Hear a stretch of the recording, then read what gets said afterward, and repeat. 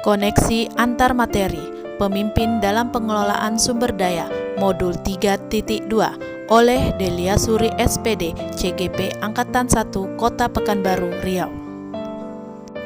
Ekosistem sekolah sebuah bentuk interaksi antara faktor biotik, yaitu murid. Murid diumpamakan anak yang sedang berburu atau belajar di sekolah. Kepala sekolah merupakan guru yang diberi tugas tambahan untuk memimpin suatu sekolah yang menyelenggarakan proses belajar mengajar. Guru, orang yang berprofesi mengajar pada jenjang pendidikan dasar dan menengah. Staf atau tenaga kependidikan, anggota masyarakat yang mengabdikan diri dan diangkat untuk menunjang penyelenggaraan pendidikan. Pengawas sekolah, PNS yang diangkat dalam jabatan pengawas dalam suatu satuan pendidikan, orang tua dan masyarakat sekitar sekolah. Faktor abiotik antara lain keuangan, yaitu semua sumber pendanaan yang dimiliki oleh sekolah yang dikelola untuk keberlangsungan penyelenggaraan pendidikan.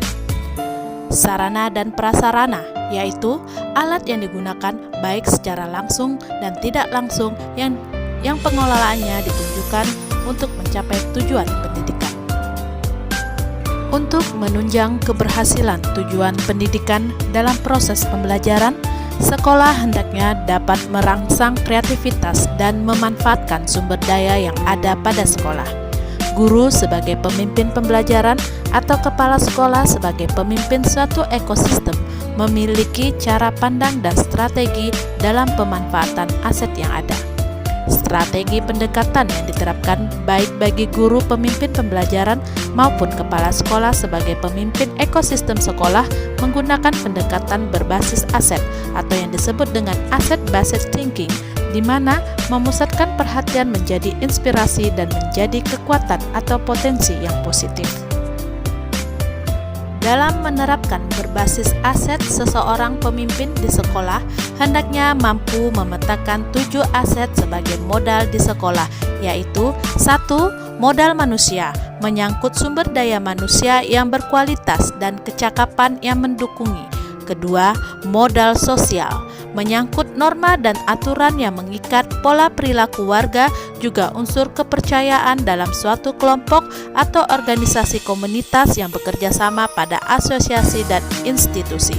Yang ketiga, modal fisik, terdiri atas bangunan yang bisa digunakan serta infrastruktur terdiri dari sarana dan prasarana. Modal lingkungan atau alam, potensi yang belum diolah serta mempunyai nilai ekonomi. Yang kelima, modal finansial, seperti dukungan keuangan yang merupakan bantuan dari segala pihak, baik donatur maupun dana BOS atau BOP.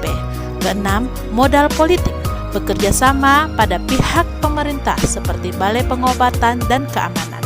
Ketujuh, modal agama dan budaya, merupakan empati dan kerjasama di bidang sosial dan budaya seperti di bidang agama, makanan, dan seni kebudayaan.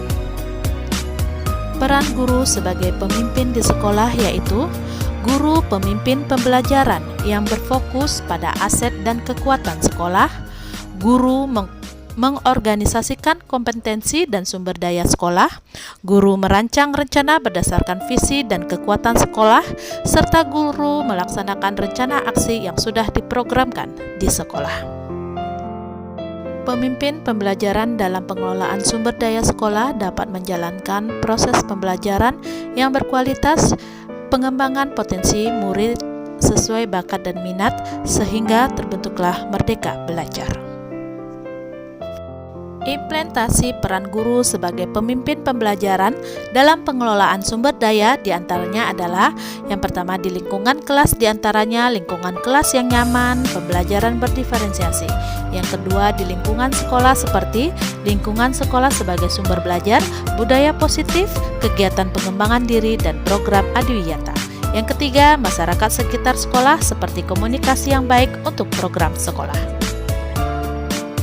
Kaitan materi pemimpin dalam pengelolaan sumber daya di sekolah dengan modul lain di program pendidikan guru penggerak tercantum dalam Undang-Undang Republik Indonesia Nomor 20 Tahun 2003, Sisdiknas tentang ketentuan umum pasal 1 menyatakan bahwa pendidikan adalah usaha sadar dan terencana untuk mewujudkan suasana pembelajaran agar peserta didik secara aktif mengembangkan potensi dirinya untuk memiliki kekuatan spiritual keagamaan, pengendalian diri, kepribadian, kecerdasan, akhlak mulia, serta keterampilan untuk dirinya, masyarakat, bangsa, dan negara. Hal ini sejalan dengan filosofi pemikiran Ki Hajar Dewantara dalam modul 1.1 tentang filosofi Ki Hajar Dewantara, modul 1.2 tentang nilai dan peran guru, modul 1.3 tentang pendekatan inquiry apresiatif atau BAKJA, modul 1.4 tentang budaya positif.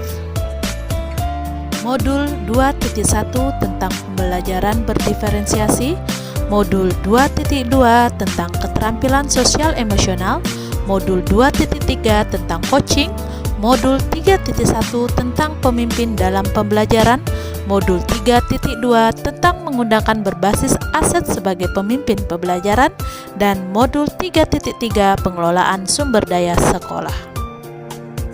Hubungan sebelum dan sesudah mengikuti pelatihan. Pertama, setelah saya mempelajari modul pemimpin pembelajaran, terjadi perubahan pola pikir, terutama tentang aset di sekolah, ternyata banyak memiliki manfaat bagi peserta didik untuk pembelajaran bakat dan minat anak. Dan kedua, adanya keinginan untuk memanfaatkan aset yang ada di sekolah dengan sebaiknya. Demikianlah pemaparan saya tentang koneksi antar materi modul 3.2 pemimpin dalam pengelolaan sumber daya.